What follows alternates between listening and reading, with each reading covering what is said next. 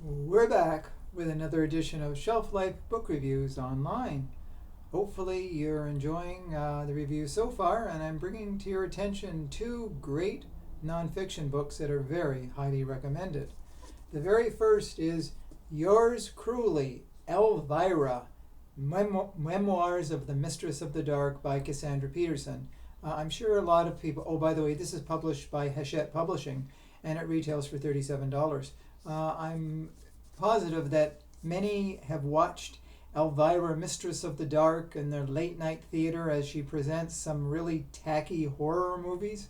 For many, many years, she was on syndicated all across the United States, all across North America for that matter, and a lot of memorable shows with her great one-liners.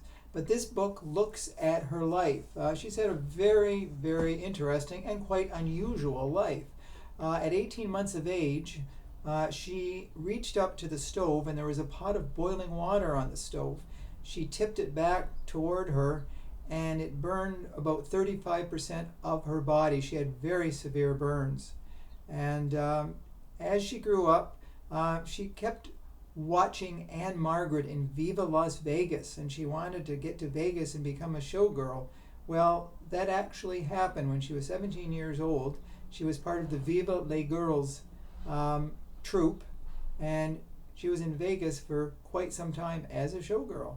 And she talks about experiences over the years with some very famous people. Tom Jones, Siegfried of Siegfried and Roy fame, Wilt Chamberlain, the former basketball great, and there were a lot of people, famous people, that she almost became intimate with, and some of them actually tried to force themselves on her, but she wanted to remain a virgin, so she resisted their advances. So as life continued, she became a member of the comedy group The Groundlings. Two of the most notable members in that group were Paul Reubens, who became Pee Wee Herman, and Phil Hartman, who went on to Saturday Night Live fame, and unfortunately he was later murdered by his wife and she committed suicide. But then came the chance for Elvira, Mistress of the Dark, and originally Cassandra Peterson turned it down because she didn't think that role was for her. And people said, come on, you got to do it. So finally she auditioned. The interesting thing was she was supposed to become the character of Vampira. There was a famous actress back in the 50s. Her name was Mela Nurmi, who was the Vampira character. And actually, they wanted her back in the role in the 80s, and she said no. She was actually hoping that Lola Falana, the actress, would become the new character. But Cassandra Peterson won out. Now, Mela Nurmi filed a cease and desist order that they could not use the name Vampira. So they quickly thought, what's a good name for this character? And they settled on Elvira. So, and as they say, the rest is history. So the book looks at her years as Elvira. It also looks at the purchase of the Briarcliff Manor with her husband. And the interesting thing was it was supposedly haunted, and Cassandra Peterson saw strange ghostly images that actually talked to her. So that's another interesting part to the book. The book is very, very interesting. It's very detailed in her life and all the experiences, the good and the bad.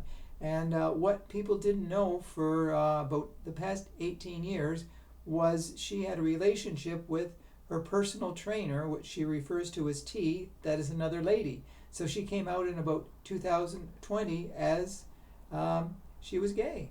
And so, but the book is really a great read. So if you've seen Elvira, Mistress of the Dark, you'll have a different kind of respect for her. So this is definitely a book that is highly recommended. It's haunting in many ways, but then again, a Mistress of the Dark should do haunting work.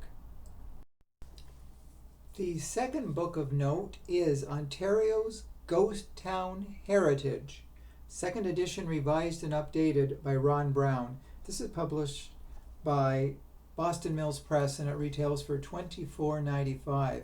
For those who've read the first edition of this book, and it is a classic bestseller, it looks at all the ghost towns of Ontario, towns that were once thriving and have now disappeared. This new edition has a lot more ghost towns included. In fact, there are over 100 such former ghost towns, or actual ghost towns today, that were once, like I said, thriving communities. Many at one time were sawmills, because in the 1800s, people were coming to this region and they needed wood to build their homes. There were also a lot of grist mills that were part of the area. As people baked, goods, they purchased wheat and things to do their own cooking. So it is really fascinating to see all these towns that once were part of the Ontario landscape.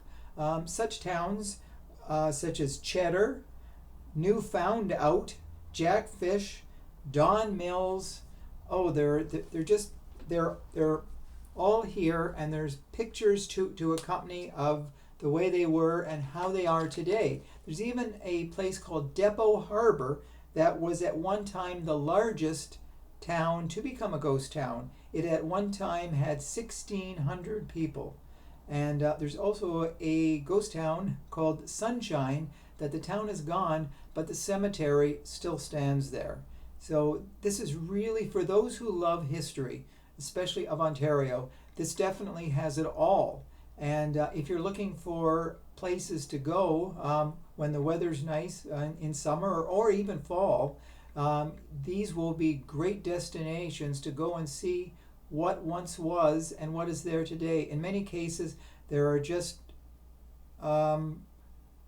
shambles of former buildings. They're in disrepair now, like nobody has bothered to fix them up. They're just like ghosts of the past. And in many ways, when you learn about history, you learn about the way things were. And maybe there's thriving towns today, but if not for the little towns of yesteryear, like as found in Ontario's ghost town heritage, we would not have what we have today. So this is a highly recommended book for those who are curious about their own province. So those are the two books that I wanted to bring to your attention. I thank you for watching. I welcome your comments, and keep listening, keep looking, keep buying books, because that is the main thing of all. Books are knowledge. And I will see you real soon. Stay social distancing, stay safe, stay sane, and do stay in touch. Bye for now.